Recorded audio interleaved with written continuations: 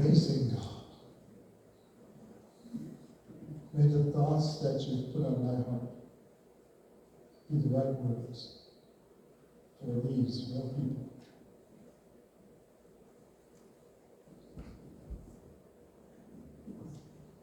There was a story by Raymond Ross in the upper room on Wednesday, July 30th. Raymond writes this. Years ago, I lived in Key West, Florida. One morning, we were catching mahi-mahi, almost as fast as we could bait the hooks. We realized that we had more fish than we could eat, so we headed back to shore. The skipper gave us an address where we could take the extra fish. 6 nights a week, the Catholic sisters served supper to people living in poverty. We gave them our fish and were invited back for dinner. As the Mother Superior blessed the meal, she said, "A Catholic, a Protestant, and a Jew provided our meal tonight. Regardless of their heritage, all are welcome to eat at God's table." Our gift was simple. Indeed, the fish would have spoiled if we hadn't given them away. However, it transformed the rest of my time in Key West.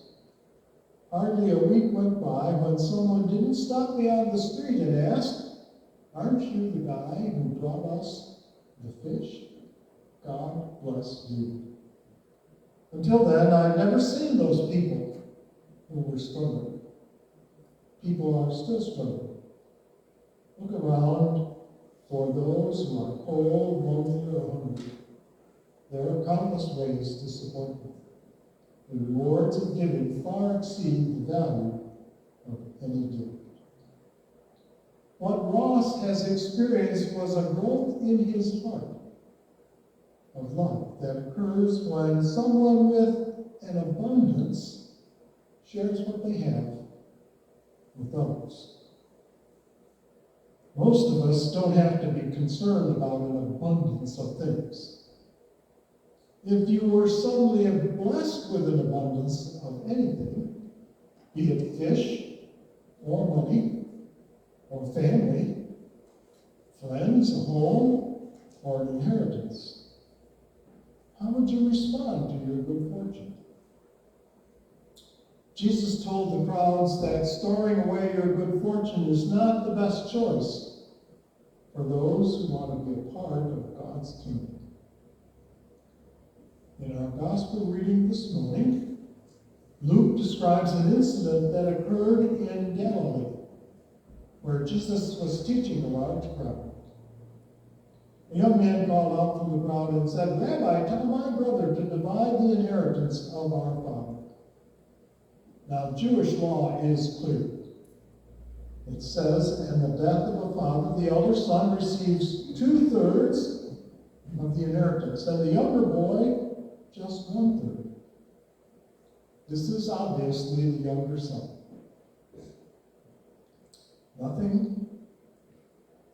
Who is complaining about the inheritance, which seems unfair to him.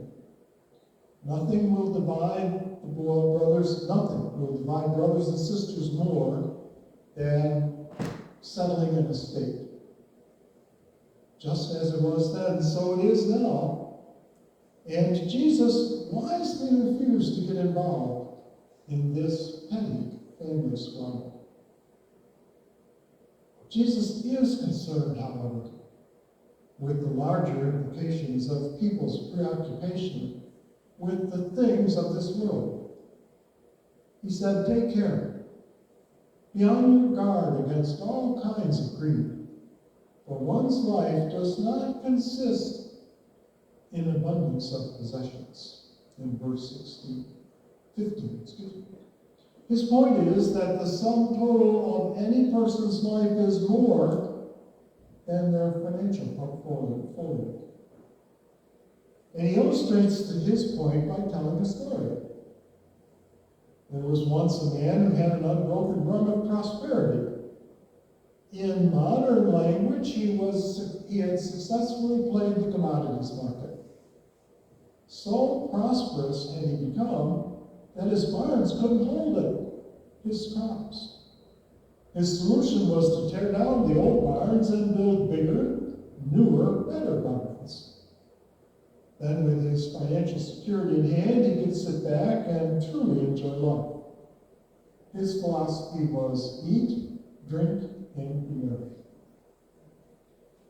Truth be told, when we hear this story, we find ourselves rather envious of the man. A financially successful person, we see him as savvy and wise. Yet Jesus concluded the story by calling this man a fool. So the issue before us this morning is, what did that guy do wrong?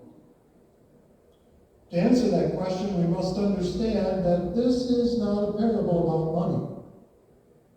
It is a parable about values and what is important in life. With that in mind, let me suggest three things that the man did that made him seem to be a fool.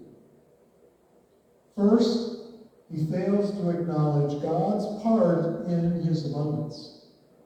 He doesn't take any time to think about what portion of his good fortune came from God's blessing of the fertile soil and the rain which helped produce that bumper crop.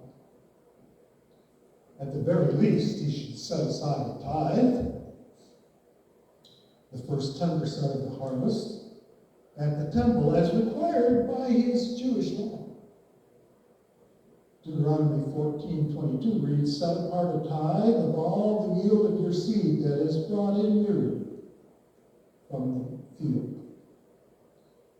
And secondly, the rich man fails to recognize his workers and neighbors who may have helped him plant, care for, and harvest that crop. In the first century, farming was a people-oriented task. No tractors, no high-speed planters or big combines to put the crops in and harvest the final grain.